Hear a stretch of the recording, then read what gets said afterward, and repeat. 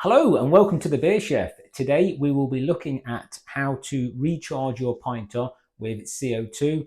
First of all, let's discuss why you'd want to do that in the first place.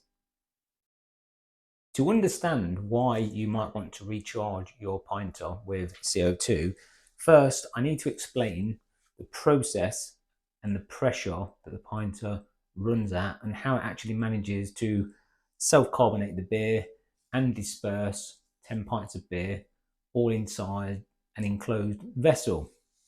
So if you look at this pinter, for example, when you put your 10 pint beer kit in and you've mixed it all up, over the duration of fermentation, the CO2 is created when the yeast converts sugars to alcohol.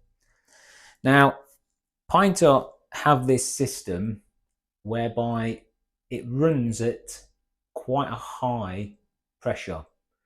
And the reason for that being that the pressure inside this vessel has to be sufficient to both carbonate the beer when it's in your fridge in conditioning and dispense all 10 pints without topping up with CO2.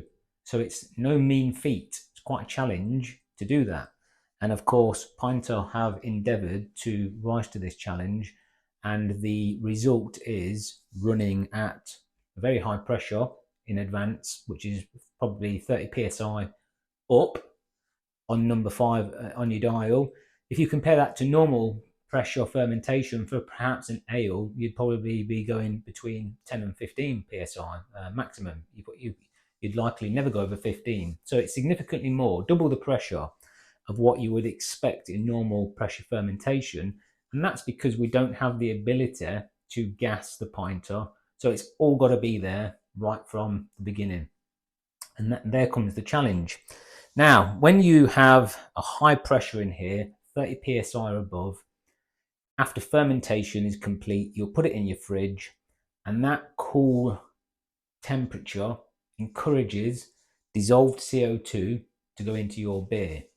So there's an equilibrium achieved between dissolved CO2 inside your beer and CO2 that is resident in the headspace of your pinter, which is going to create the pressure required to pour the beer. Now, let's get round to the problems that this can cause. First thing, I just want to point out, Pinter have got a good handle on this. For the most part, it's going to be totally acceptable to follow the instructions, run it on number 5 on your pressure valve, and if you drink it steady, a couple of glasses a night, it will last, and the beer should be reasonably well carbonated to the end of the 10 pints, and you should be happy. I've been drinking beer like that for 12 months or more from my pinters, all 3 of them. I've been happy with that. It's good enough. But if you want to strive for better, you will at some point encounter these issues that we're about to discuss now. So back to the first issue. The first issue is when you get your pinter finished conditioning, you're ready to tap it, you're ready to drink, it's all good to go. If you invite friends around, now luckily for me, I don't have any friends, so I'm not going to fall for that.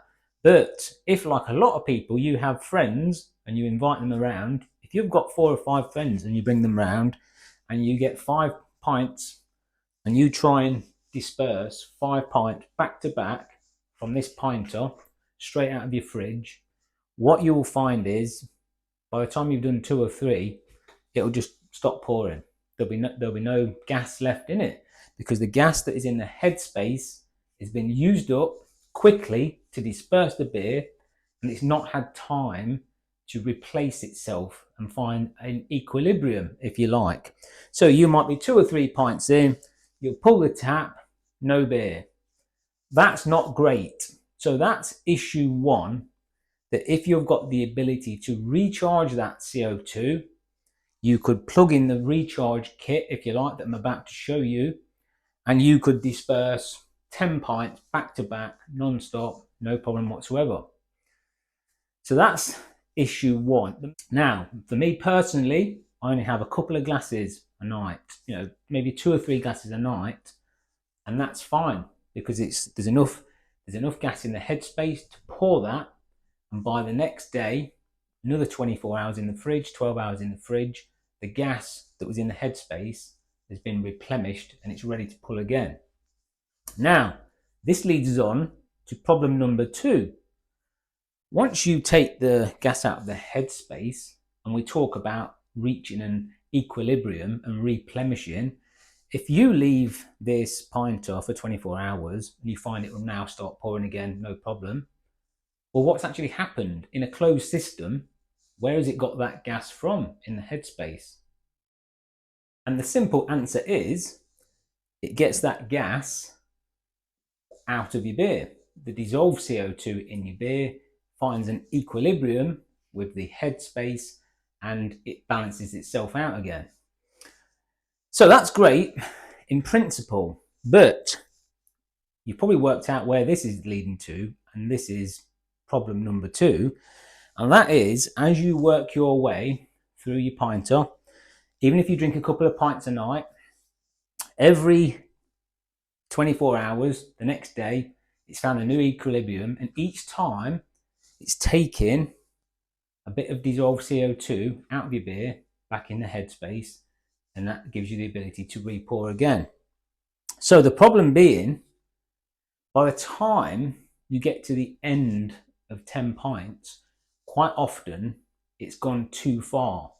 What you can find happen with the pinter is, because it's got such a high initial pressure, you'll no doubt know that the foaming on the first couple of pours is really quite significant. Now, I know there's a general advice, and this is good advice: keep it in your fridge, keep it cool, keep it at 2 or 3 degrees if you can. My fridge, I tend to go generally around 3-4 degrees. That works fine. Now, that is good advice. The colder the fridge temperature, the more efficiently the CO2 dissolves into the beer. But I've got no doubt in my mind that the real foaming problem, the real foaming issue at this tap is because it's running at 30 psi plus. Now, to carbonate beer, if you were going to force carbonate a beer in a pressure container like this, you might go 15-20 psi, no problem at all. But to just disperse beer, like from a keg for example, you'd only need to run at 5 psi. That'd give you a good pour on the pint, and no excess frothing or anything. So you compare 5 psi would be the ideal pressure for dispersing beer. So when we start with the pinter and it's 30 plus psi, it's no surprise to anybody that you're going to get foaming, and you have to really open the tap lightly and really just trickle the beer into your glass to try and minimize the foaming. And of course, why people often say, oh, it improves after the first few, it's because of the reduction in gas. So what happens with the pinter is it starts off way too excessive. As the pressure gradually drops and keeps equalizing, it'll get to the sweet spot where the carbonation on the beer is perfect, and you'll get to the point where the foaming is gone and it's just fine now, it's pouring. So carbonation's great, it's pouring great, perfectamundo, but then of course it goes past the sweet spot.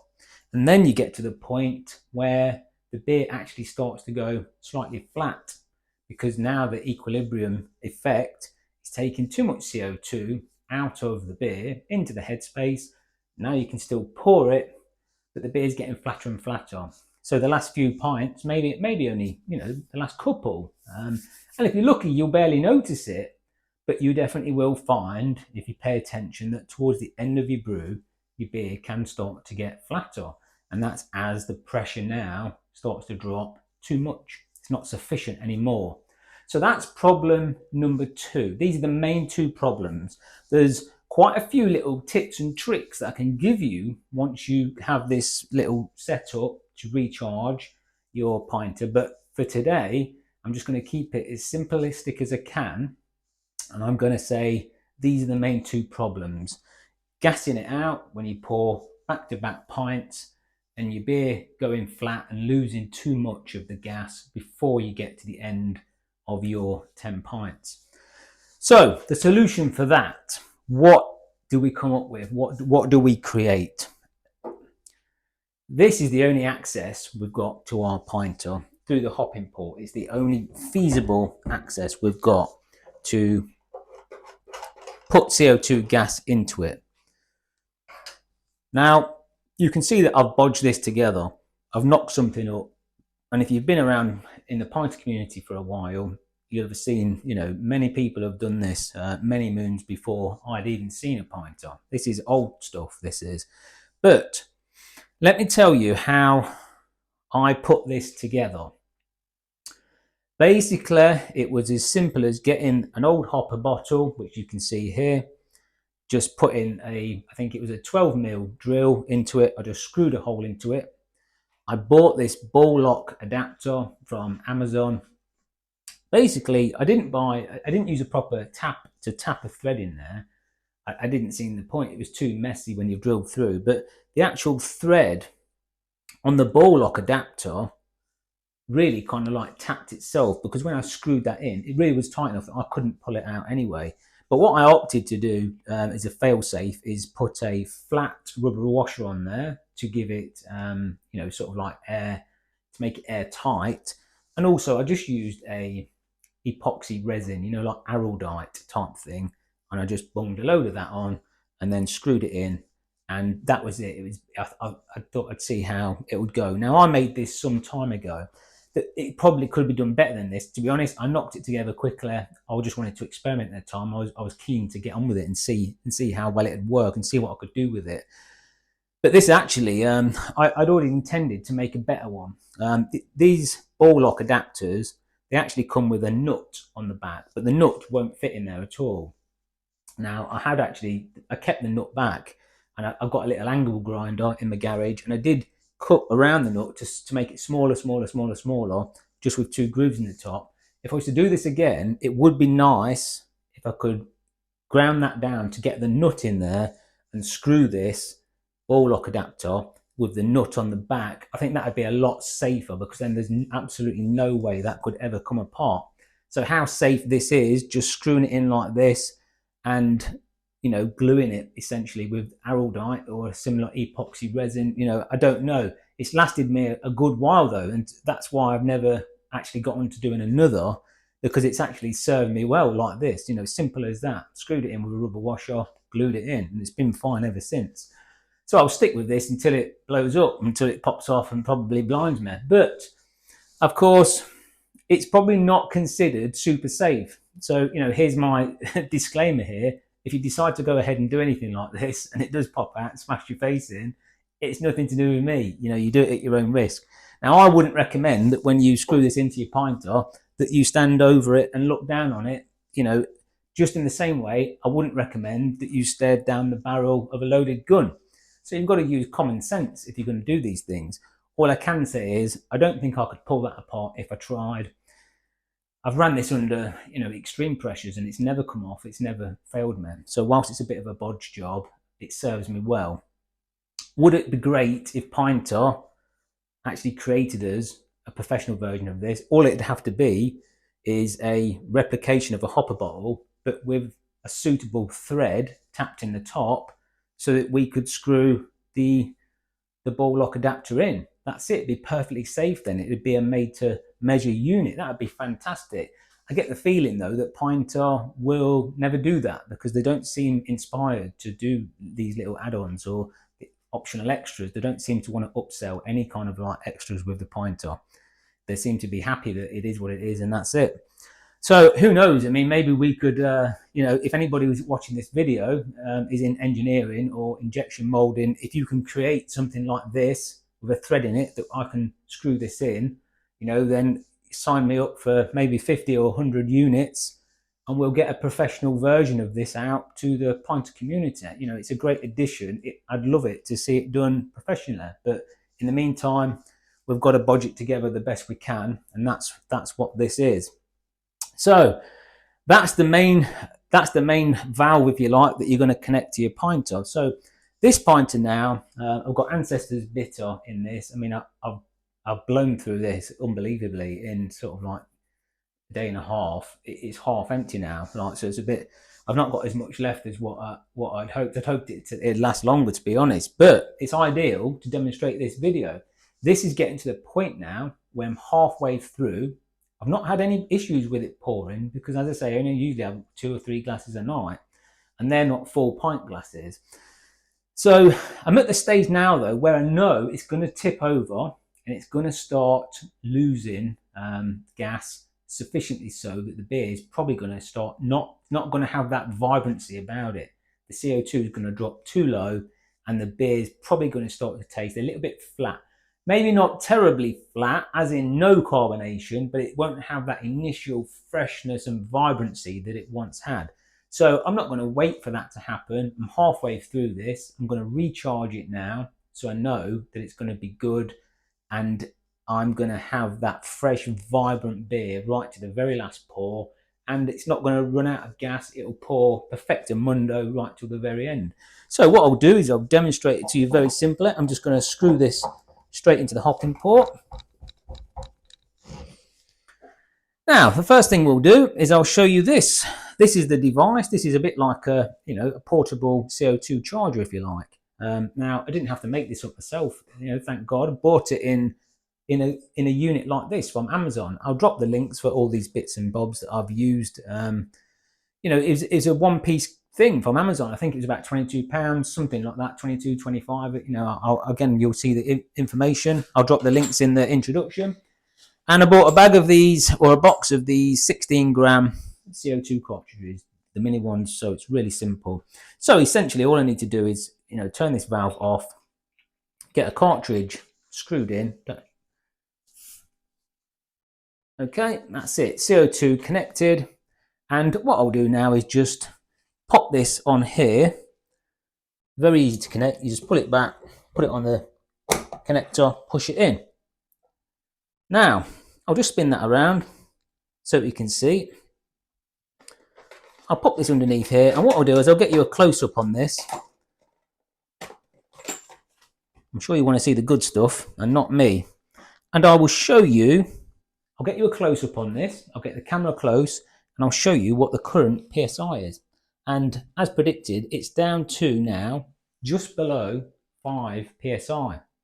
Now that's perfect for pouring pressure, but it's at the point now where it's not going to sufficiently maintain carbonation. And that's the problem that I'm going to resolve now. So I'm going to charge that back up to about 20 PSI. This little device has only got a maximum capacitor for the pinter of 20 PSI anyway, which is perfect. So you can't overdo it. So what I'm going to do is charge this pinter back up with 20 PSI. And overnight, of course, that CO2 is going to dissolve back into the ale. It's going to invigorate the beer. It's going to come out beautifully carbonated. It's going to maintain that carbonation. And I'm going to be able to pull this now perfectly until I finish off the 10 pints. Perfectamundo all the way to the end. So I'll get the camera close up so that you can see the pressure. I'll show you me putting the gas in, as simple as that, charging up to 20. And then I'll reset back to this position. So there we go, it's in position now. You can see that dial just below 5 PSI. You can see the units connected, as I showed you earlier, just through the ball lock adapter. The ball locker connector just literally pops onto there. Very, very easy. So now I'll just screw this in and keep your eye on the dial.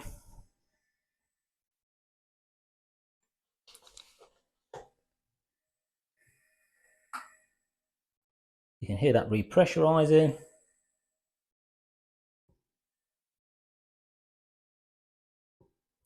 There you go. I've done that all the way now. That's the maximum that this little device has got in it. That's as much as it can give.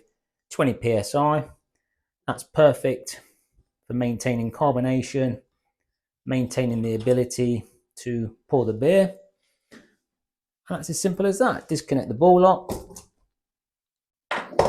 connector.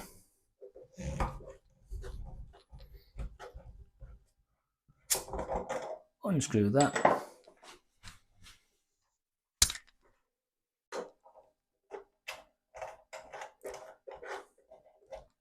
So there you have it. Super easy process. Literally it's a 2-second job. this pinter is now fully recharged with pressure, good to go back in the fridge, and I'll finish off that 10 pints now, no problem, perfectly carbonated to the end. To be honest, if you go halfway through your pinter, you probably don't have to do that once. You probably won't have to do it again. You know, that 20 psi now will nicely invigorate the CO2 in the beer, and no doubt last me till the end of the duration of the actual 10 pints. You know, so it's a very simple thing to do. It's something that you may want to consider, you know, if you're at that stage in your pinter journey. I would say that if you're a beginner to pinter and you've just bought your first pinter, you know, just take this video with a pinch of salt. I'd say, you know, just master the basics, get to the point where you can get a perfect brew out your pinter pretty much every time. Just stick to the basic methodology, get to know the pinter, get familiar with the makings, the strengths and the weaknesses, and then come back in 6 months and look at this. You know, don't let this confuse your mind or overcomplicate things. This is certainly something that is not a requirement for successful brewing in the pinter. You know, I'd consider this a step beyond. This is more advanced.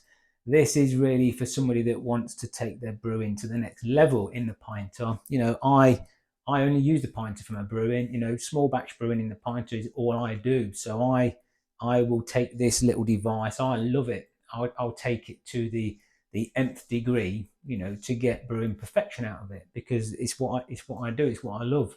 You know, I love them. I love to look at the more expensive kit, the grain fathers and all that sort of thing. I love to look at it, but I don't like to use it. I like this, a couple of saucepans. That's me done. That's just the way I enjoy it. So there you go. I'll just quickly grab a little taster of this. You see,